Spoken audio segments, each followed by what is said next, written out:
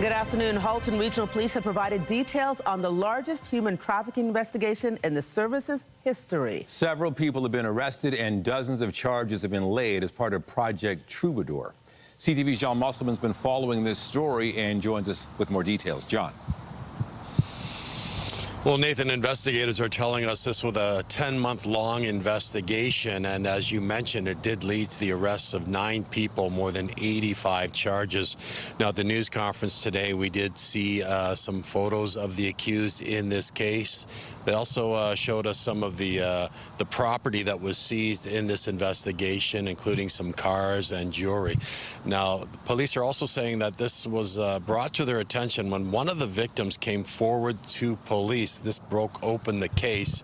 They're saying there could be as many as 12 victims, but there may be more that they don't know about, and that's one of the reasons they are holding this news conference today, to talk about the situation. Now, the victims here were either assaulted or being used as sex workers, and in many cases they had very little control of their lives. So we did hear from the detectives today about this case. Here's what Scott Hireman had to tell us just a short time ago. Human trafficking knows no borders. Halton is a safe community. However, it's important to understand that commercial sexual exploitation happens across the country in a majority of our communities. It's important to talk to your kids and your loved ones and make sure that they understand the risks that are out there. And the detective went on to tell us that deception is a key way they do this. They also use websites to attract people into this world, and they become victimized, and it's quite troubling. Police say, again, there may be more victims out there, and they want to hear from anyone who has any connection with these accused. You're asked to contact Halton Regional Police. Reporting live, I'm John Musselman. I'll send it back to you. All right, thank you, John. Police are asking for your help identifying a suspect in a deadly shooting from almost 4 years ago. 31-year-old Ding Ping Wang was shot and killed in November of 2022 while sitting in a vehicle in a plaza near Midland and Passmore. He died at the scene. No suspect information was available at the time, but investigators say that they now have some clues to share. Police released security video that they say shows the person they believe is responsible for the killing. Investigators say it was taken the day before the murder. It shows the suspect walking along the same route police believe the shooter used on the day he was killed. And police have released an artist's rendering of the suspect wanted in the case. The image reconstruction was done with the assistance of an eyewitness. Investigators spoke about the case this morning. When we seize video surveillance, we seize an immense amount of video surveillance, and we review it as much as possible based on the information that we have at the time. You know, some of these doors that are closed during our video canvas, people actually call us up years later, and in this case, that's exactly what happened. Somebody came forward and alerted us to the fact that there was a suspicious male on the property the day before. Police are encouraging the suspect to contact a lawyer and turn himself in. An investigation is underway after shots were fired at the headquarters of an armored vehicle manufacturer in North York. The shots were fired just before 2 a.m. and so far no injuries have been reported. CTV's Beth McNadell has been following the investigation and joins us live now with more. Beth. Yes, several shots were fired at the building you see behind me. It's on Weston Road near Finch Avenue West. It belongs to a company called INKAS that makes armored vehicles for protection and sends them around the world. Now, this morning, Toronto police could be seen scouring through shattered glass looking for evidence after front door windows were hit. We could see at least 10 evidence markers, and so far it appears quite a number of shots were fired. Toronto police say no one was physically injured, but the company says it does have security personnel here on site 24/7.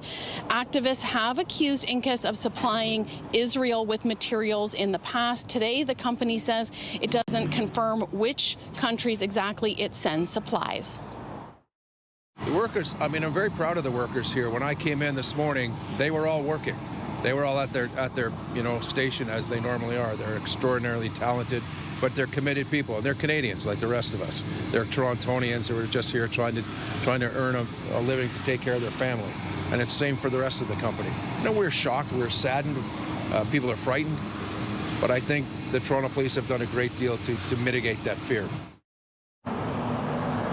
So far, it's not clear if there's any connection between the shootings at the U.S. consulate or Jewish-owned bakeries and now this one here at INKAS. So far, there is no suspect description, and police are asking anyone with information to come forward. Reporting live, I'm Beth McDonnell. Nathan and Andrea, back to you. Thank you, Beth.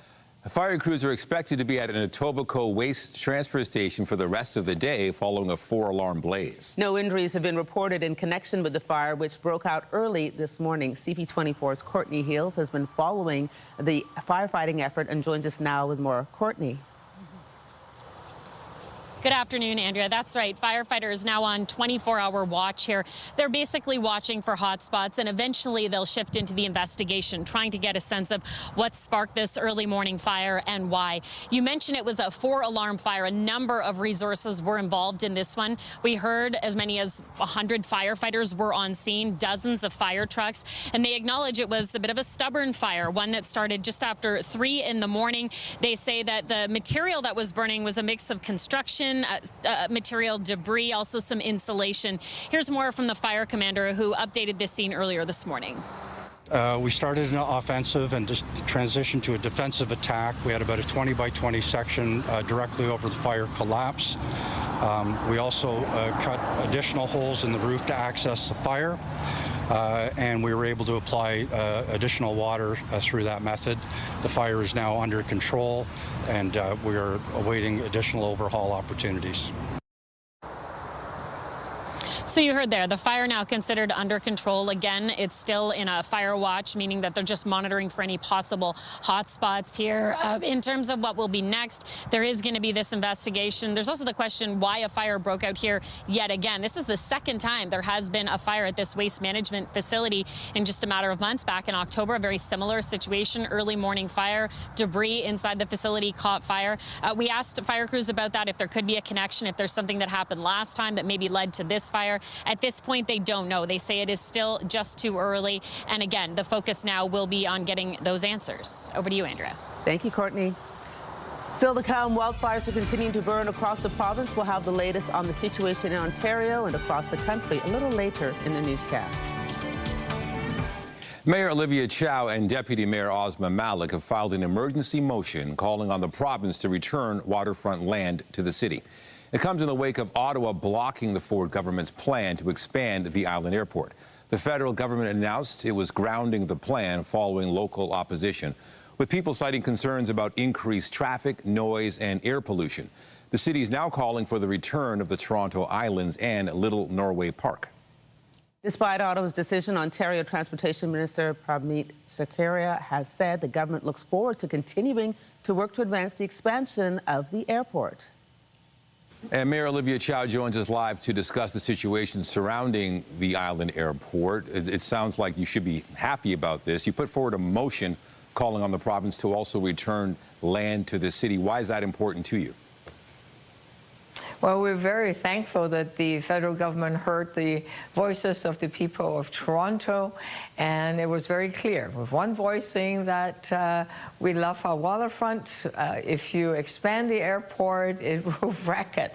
And as you said, the air quality, the noise and congestion, all of that will just make life not very comfortable. So now that the airport is not expanding, then the provincial government really have no need for a local park. So there's playground, there's softball leagues in there, it's a local park. The province really shouldn't keep it.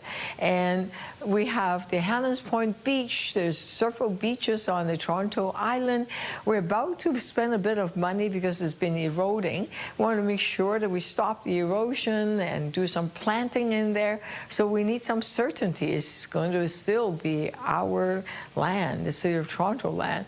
And thousands and thousands of people go over to the Toronto Islands, and it's a local jewel. So we're hoping the provincial government will return the land back to the city's hands because they took it a few months ago. Okay, Mayor Chow, at a news conference today, Ontario's Transportation Minister says there's no plan to repeal Bill 110. What's your response? Because, as you said, you want the land back, that you don't want them to have jets at the airport, but the government doesn't seem to be hearing that message. They say it's not a dead issue at this point. Well, my interpretation, our conversation with the federal government and the federal member of parliament, Liberal member of parliament in the city of Toronto have said that no airport expansion. If the answer is a no, why do you want a local park and local beaches? Like it's always belonged to the city of Toronto. What do you want from this park? It is at the foot of Bathurst, and if you destroy the park, what is the local residents going to do? Where are the kids going to play? Where's the softball league? What are they going to do? So where are people going to go to the beach over at Halton's Point or Warts Island? They're beautiful beaches, and yeah, there's no reason to keep it.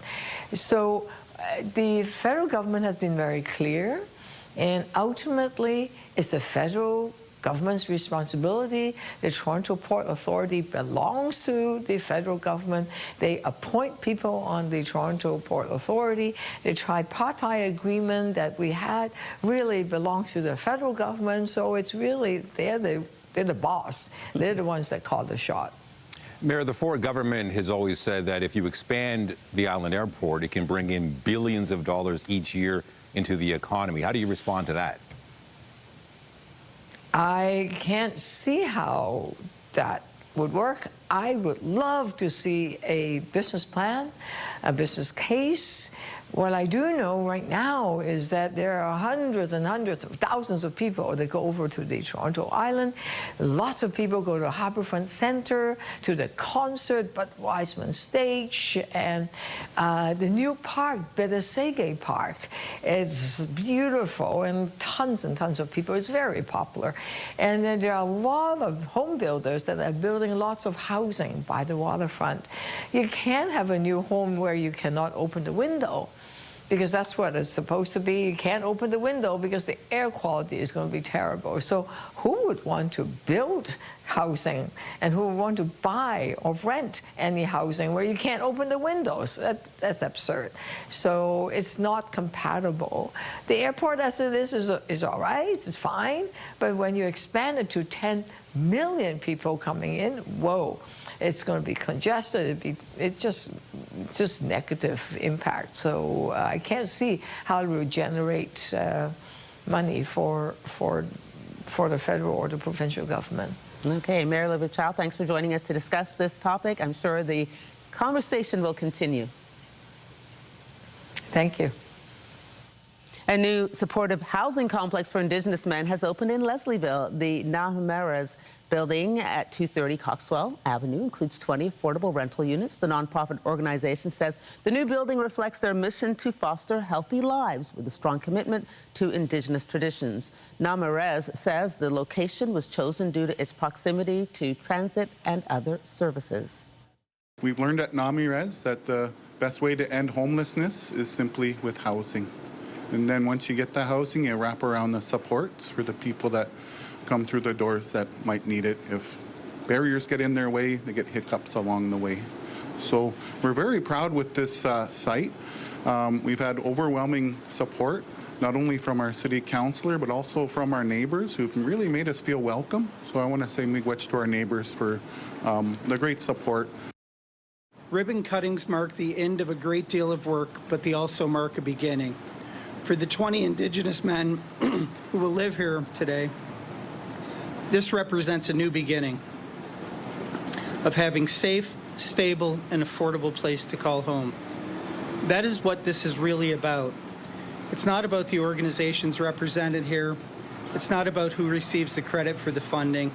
It's about the men and the difference that this project will make in their life. This is the 5th Nahumeras affordable housing project in Toronto. Patrick Brown is officially seeking re-election as mayor of Brampton. He filed his registration papers today to enter the city's mayoral race. Brown was first elected Brampton mayor in 2018 and again in 2022.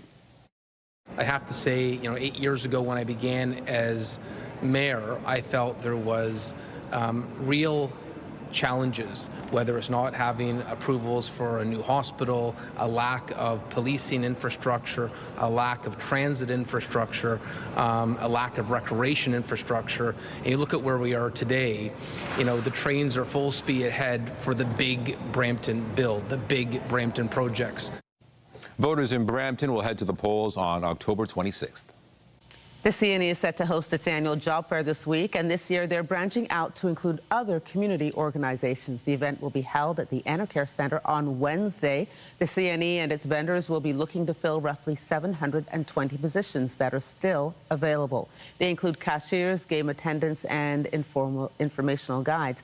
Now, officials say they have already received more than 49,000 applications online. This year, representatives from Metrolinx, the ROM, the YMCA, and the Toronto Port Authority will also be on hand to recruit for positions outside of the CNE. Young people can come, see what careers are available, get advice on how to brush up their resume, take a picture. So it's not just jobs, it's also job advice, and really one of the biggest job fairs that is in the city. And it's part of the responsibility we think we have as a not-for-profit, as one of the leading employers of youth in the GTA, to not just connect youth to jobs, but also the resources, because as you mentioned, nearly 50,000 people, there's more people than there are jobs we can provide. The X is set to begin on August 21st. A Toronto hip-hop artist is set to run the entire length of Yonge Street this week in support of a good cause.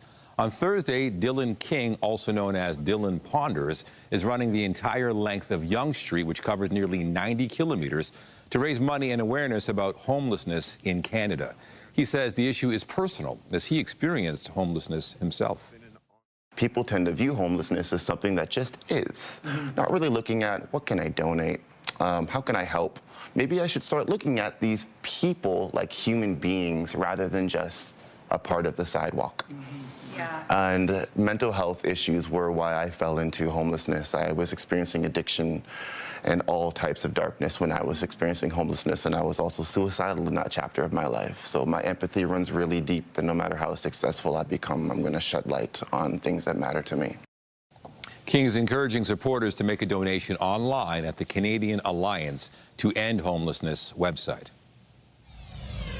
More news in a moment. First, here's a live look at the city this afternoon. Lindsay Morrison joins us now to look at the current conditions. And Lindsay, you and I were talking before the show. I slept right through whatever rain or we had last night. I guess I was really tired. You know, for some, Andrea, Mother Nature's thunderstorms can be like a natural sound machine. So you may not have been the only one. And yes, there was a bit of wet weather overnight. Right now, it is dry across southern Ontario and around the GTA. We do have some cloudiness in places, but the majority of the wet weather right now is in New York State and eastern sections of our province. In fact, that's where we find a special weather statement warning of 50 to 100 millimeters of rain over the next couple of days here. 50 millimeters of rain possible in portions of Quebec, but the threat of active weather is a little less for us today here in the city of Toronto.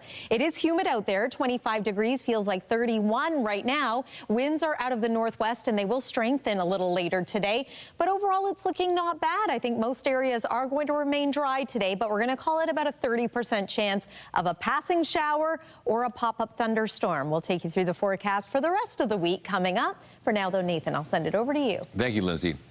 Wildfires are burning across the country with dry and windy conditions hampering firefighting efforts in British Columbia.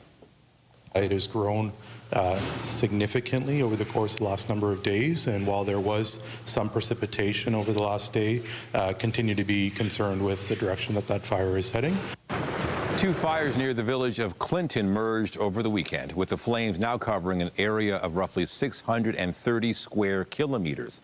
Nearly 600 properties have been evacuated as a result of the fire. More than 150 wildfires are burning across Ontario, including the largest fire in the province's history. The massive fire has been dubbed Thunder Bay 36. It covers an area of more than 3,000 square kilometers. Recent rainfall has helped slow the fire, but officials say it remains out of control. At least 22 other fires are also considered out of control. Additional crews from Alberta have arrived to help with the firefighting effort. Tech giant Meta has reportedly presented a plan to Ottawa which does not include paying for news content on its platforms. CTV's Abigail Beeman has the latest on the ongoing dispute. Sharing of news without proper compensation is not fair. Mark Miller said he won't share details on talks with Meta about getting Canadian news back on its platforms. But after Politico reported Ottawa is sitting on a Meta proposal that doesn't involve paying for content, and the government hasn't responded because the issue is part of Canada's bargaining position in larger U.S. trade negotiations, the minister said this. They're probably not as advanced as being suggested, and the reality is we're not willing to do it for free. Meta has blocked news on Instagram and Facebook since 2023, when the Online News Act called for tech giants to pay Canadian producers. It did not respond to multiple requests for comment about what's on the table, with advocacy group Open Media worried about the potential use of AI for news content. I think we should get news links back on Meta platforms, but I don't think either publishers or the government should agree to AI summaries of that content without a compensation mechanism. Last year, Ottawa dropped the digital services tax because it angered Donald Trump. Miller was asked if there were any plans to repeal this Online News Act, also a known trade irritant. No plans. Canada-U.S. Trade Minister Dominic LeBlanc heads back to Washington this week for meetings alongside Canada's chief trade negotiator. It will be his first trip since Trump said he would impose a fresh round of punishing tariffs. LeBlanc's office not saying who he'll be meeting with nor when. That was CTV's Abigail Beeman. Right now, CTV's Michael Sfrappio joins us with more on LeBlanc's trip to Washington. Michael, what more can you tell us about this trip? Well, certainly, Andrea, there comes a great urgency with this trip. And we heard that a bit from the Prime Minister last week, who promised that negotiations would be intensified after Donald Trump, as we heard from Abigail there last Monday, introduced those Section 338 tariffs, promising a 50% tariff on billions of dollars of Canadian goods being sent to the United States. He says they would be imposed by the middle of next month if Canada did not address three things in particular: the booze ban that has kept American liquor off of Canadian shelves, dairy and marketing boards in this country, Donald Trump wanting more access for Americans, as well as counter tariffs on auto vehicles that are non-CUSMA compliant. So those are the things that Donald Trump wants to have. Add to that, on Friday, he added the forced labor tariffs against Canada, and still threatening to add a third layer of tariffs when it comes to the wildfire smoke that's wafting into the United States. And as if that was not a difficult enough challenge for Dominic LeBlanc, take a listen to what Donald Trump had to share today on Fox and Friends on their morning show today regarding his desire or lack of desire to renew CUSMA. Take a listen. I don't really want to. I'd rather be independent. Here's the thing: Mexico and Canada need us. We don't need them. The deal is important for them. It's not important for us. And I will say that it is important for the American economy. We hear that time and again from many Democrats in particular who rely on Canadian trade, but American industry as well, bearing in mind that the United States is very dependent on Canadian oil and gas, dependent on Canadian potash, if not other things as well. So a bit of a fact check on that. But regardless, still, this is the challenge that Dominic LeBlanc faces as he heads to the U.S. Capitol during this week, Andrea. Okay, is there any sign that this meeting could involve meetings with U.S. officials? I mean, he's going all that distance. This is a continuing debate. We heard what the president says, and we know the facts as they are. Yeah, well, and you know, we heard what the president said, and quite frankly, the trade talks stand on very shifting grounds based on Donald Trump's moods and what he declares in social media. But we know that there will be meetings with some U.S. delegates. We don't know how high up that goes. What we can tell you is that Jamieson Greer is the United States chief trade negotiator, and Dominic LeBlanc has been in regular contact with him since the beginning of the year. That's been on and off. At one point, Donald Trump suspended those talks, but they're now back on. There have been some key face-to-face meetings. So we're at this point keeping a close eye as to whether or not Jameson Greer will be a meeting with Dominic LeBlanc. And as we heard from Abigail, Janice Charette, who is Canada's chief trade negotiator, will also be there. So 2 key Canadian negotiators headed to the U.S. Capitol. We do expect some high-level meetings. What they result in, we don't know, but we certainly are watching very closely, Andrea. Okay, CTV's Michael Serapio. Thanks for joining us, Michael. You're welcome. The Big Apple is making a major effort to attract more Canadian tourists before the end of the summer. New York City Tourism has come out with a Northern Neighbor deal, which includes 30% off at more than 85 hotels, Broadway shows, attractions, restaurants, and museums. The deal runs from August 18th through September 7th. They say the discount will help offset the current exchange rate. Meanwhile, Porter Airlines is also offering 20% off some flights to New York City. Canada is New York's second largest international market, with 820,000 visitors expected this year. A 7.1 magnitude earthquake hit the region of southern Japan today, injuring some people and leaving others trapped. Authorities are still assessing the full extent of the damage. Around 20 to 30 workers at a shopping mall are unaccounted for after an explosion following the quake. Multiple people are also reportedly missing after a chimney collapse at a paper industries factory. 2 hospitals each said they are treating more than 50 people following the quake. Around 300,000 people have been told to go to evacuation centers, and hundreds of soldiers have been deployed to help with rescue operations as aftershocks continued. Power outages are affecting thousands of people. In the Middle East, Oman has presented Tehran with a plan backed by Gulf states to manage the Strait of Hormuz.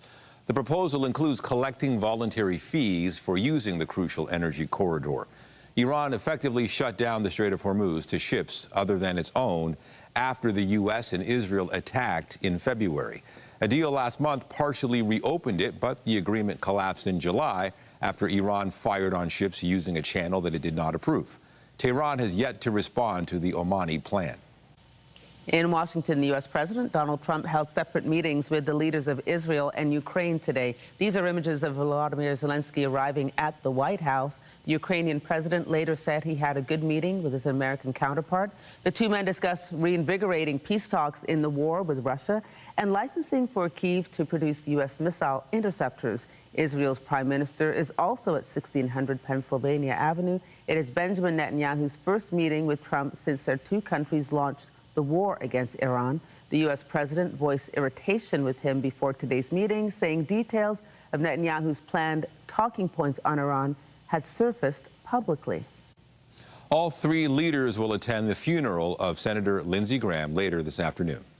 Family and colleagues gathered in the Capitol Rotunda this morning to honor the South Carolina Republican colleagues remembered Graham as gregarious, funny, and persuasive. Donald Trump is scheduled to speak at today's service at the Washington National Cathedral. A funeral will also be held tomorrow in Graham's home state, where he'll be laid to rest. Graham passed away July 11th at the age of 71. Well, yesterday it was looking a little more likely that we could see some thunderstorms bubbling up this afternoon. That risk has lessened somewhat. Here's a look at our forecast radar for the rest of the afternoon.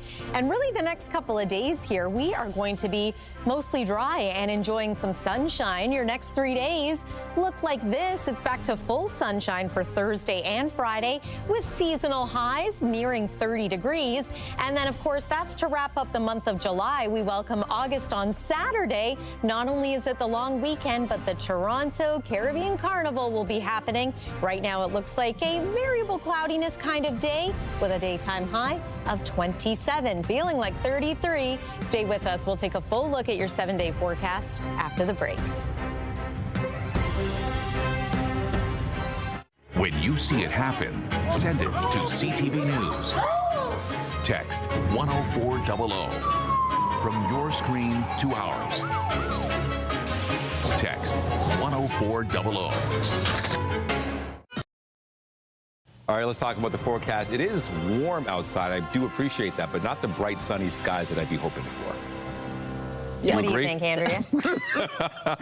Okay, so during the break, we're chatting. I'm still on that conversation. But anyway, back to the task at hand. Yes, so I'm just thinking when I'm walking the dog, thinking, is it a bit of smoke, or is it pollution, or why the bit of the haze? So it's interesting. We've had some low cloud the last couple of days. We've had some air pollution. The levels have been elevated as well. And yeah, so it's not the brightest blue sky out there today, unfortunately. We are now starting to see a bit more in the way of cloud cover developing, but no showers at the moment. In fact, many parts of the GTA will actually stay dry this afternoon and early evening. Weather is brought to you by the Presler Law Firm Injury Lawyers. You don't pay unless they win. Yesterday, we had severe thunderstorms in places, but it was nothing quite like what happened stateside.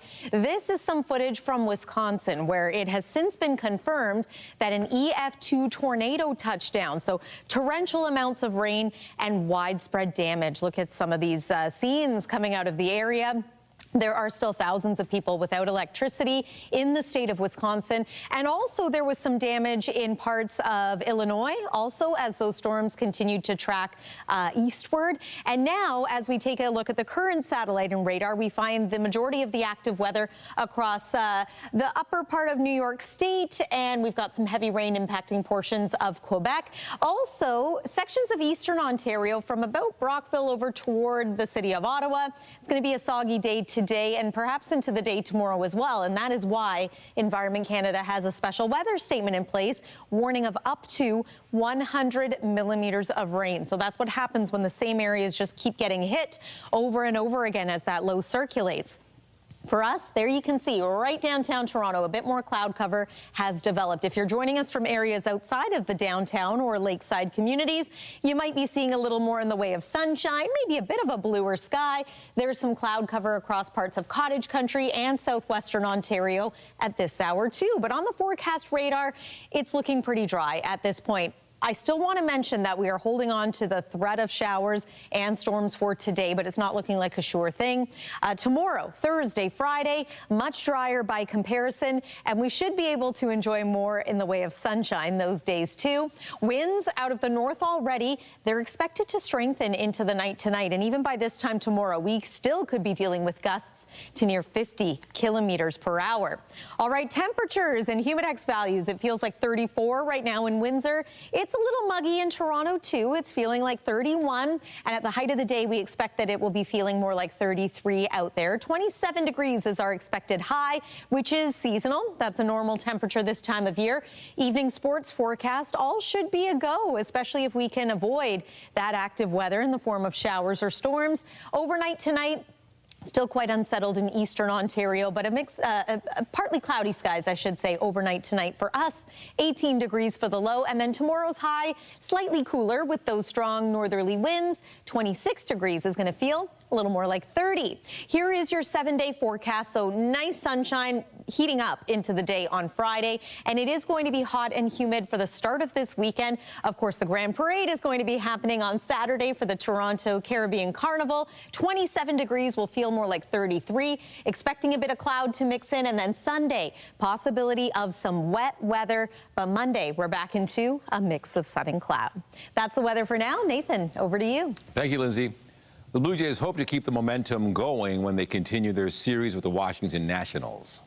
That the lefty Andrew Alvarez would be in there, but instead it's Luis Urias driving it to deep center, and it's gone. A homer in the third inning tied the game at 1, and the Jays were able to score 2 more times, going on to win the game 3-2. Max Scherzer, who won a World Series with the Nationals in 2019, got the start on his 42nd birthday. Shane Bieber set to start for Toronto tonight with first pitch set for 6:45 in Washington, D.C. Meanwhile, tonight's game will feature a special Canada-U.S. Friendship Day giveaway. Fans will receive a special Nationals cap with a Maple Leaf logo. The Nationals were previously the Montreal Expos, with the team relocating at the end of the 2004 season. The Temple will be looking to snap a 3-game losing streak as they return from the WNBA's All-Star break tonight. Trying to get some quick rotations. Harrison, fade away. The team is coming off a 109-83 loss to Las Vegas in their last game on July 20th. The Tempo are in Minnesota tonight to take on the Lynx. Tip-off is set for 8 p.m. You're watching CTV News at noon. This is a live look at the city from Hotel X. Stay with us. Welcome back. Now, despite the cost of many groceries staying steady or even dropping this month, the price of protein is on the rise. New data released by the Agri-Food Analytics Lab at Dalhousie University found that prices in the meat and fish category increased by 6.5%, adding nearly $6 to the average grocery bill. The biggest jump was in the price of bacon, which increased by nearly 29%, followed by Atlantic salmon at 26%. However, the price of chicken breast was down by nearly 27%. Doctors say they're seeing a spike in eating disorders among young people. They say the problem becomes even more common during the summer. CTV's Sweeta Rassi has the details. Summer is the season many look forward to, but for some, it's the hardest time of the year. Dialogue, a Montreal-based virtual healthcare provider, is seeing a 57% jump in consultations for eating disorders. It's a problem that is seen most often in the summer. Dr. Mark Robbins says changes in routine, a lack of school support, and the pressure of having a beach body explain the rise. This is cyclical. It is a seasonal variation that we observe. The numbers are even worse for young people. Consultations are up 73% for people aged 17 to 25. Lise André-Massé at Anorexia and Bulimia Quebec says nearly 300,000 people in the province live with an eating disorder. We know that the first sign can start at 4 years old. She says eating disorders can affect anyone. Men, she says, are often more pressured to look muscular, whereas women feel the need to look thin, especially on social media. Last summer, the hashtag Skinny Talk was banned on TikTok because it encouraged eating disorder behaviors. We reach out to TikTok and say that it's something that should be banned. Now, if you type Skinny Talk, what comes up are helplines, including one from Anorexia and Bulimia Quebec. But the problem doesn't just go away. But they reinvent themselves. So the fact that this is there, it's concerning. Eating disorders are complex and in some cases deadly. And with summer in full swing, experts say reaching out for help is crucial. Sweeta Rassi, CTV News. Still to come, Odyssey star Matt Damon is praising his stunt double, a Canadian woman. We'll have those details when we come back. Get Toronto's top stories, breaking news alerts, and watch live. Download the CTV News app.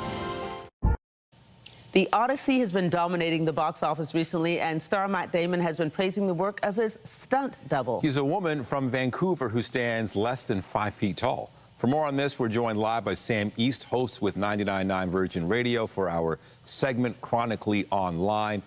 Sam, you don't normally hear of a woman playing or being a stunt double for a man. It's so cool. How common is this?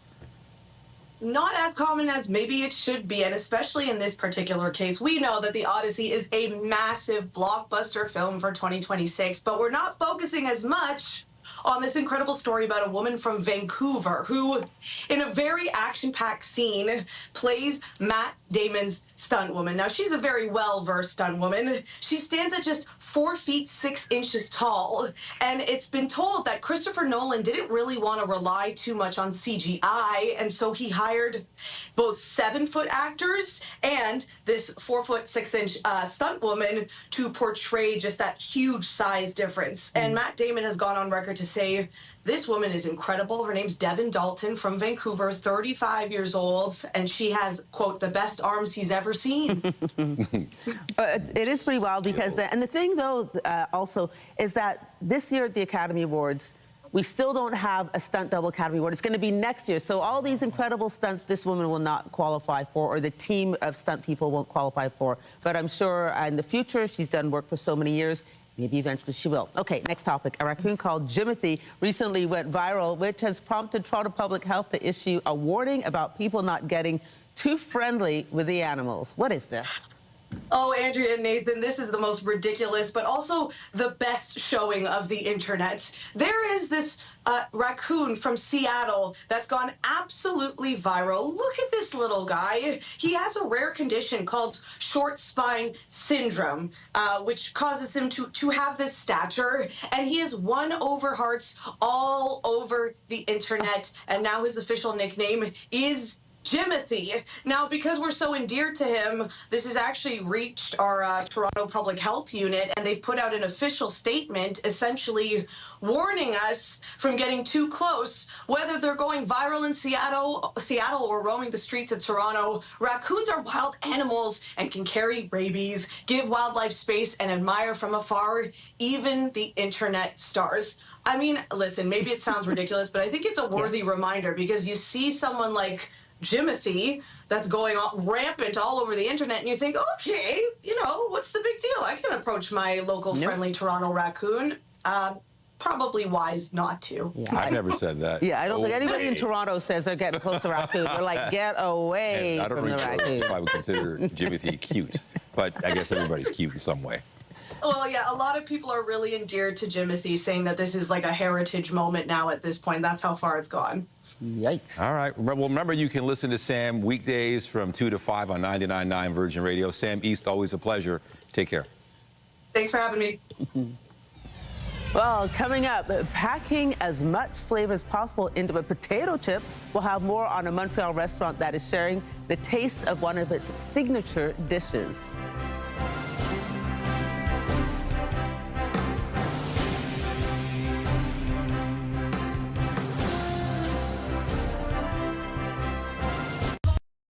Tim Horton says it'll be launching a Harry Potter-themed menu next month. Canadian customers will get a chance to order items inspired by the film franchise. The coffee chain says it's launching the new menu as well as limited edition merchandise and packaging to celebrate the 25th anniversary of the first Harry Potter movie. The new menu will include the Gryffindor strawberry cheesecake donut and the Slytherin chocolate pistachio donut. The taste of one of Montreal's best-known restaurants is now contained in a potato chip. CTV's Olivia O'Malley has more on a partnership between the restaurant and a potato chip maker. This is a good one. I like those. The chip has Miss Vicky's signature crunch and tastes like a staple Nora Gray dish, something owner Ryan Gray never thought would be possible. To do a Nora Gray, you know, like flavor of Miss Vicky's chips, I mean, like, it was like we had to pinch ourselves. About a year ago, Miss Vicky's approached the 40-seat foodie destination to be part of its Ristoranti series. 3 new chip flavors created by Italian restaurants across Canada. Nora Gray in Montreal, Pizzeria Battiali in Toronto, and Ask for Luigi in Vancouver. It was an amazing process, actually.